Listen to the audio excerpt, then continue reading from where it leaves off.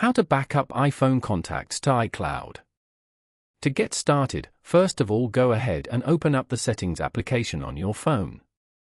Once you're here, scroll down to the end and tap on Apps. You can view all your phone apps over here. Now, search for or scroll down to find Contacts and tap on it. You are now in the Contacts settings page. From here, you can add or remove accounts, manage Siri and search, and customize how contacts appear. Go to Contacts Accounts. Over here, go to the Accounts section at the top and tap on iCloud. Here, turn on the Contacts switch in the Sync this iPhone section. This means that your contacts will now sync to iCloud. This enables you to store your contacts in iCloud, even if you delete them from your device.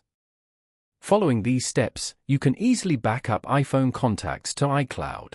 Thank you for watching. Please leave a like if this tutorial helped you, or leave a comment below if you have any questions related to the video.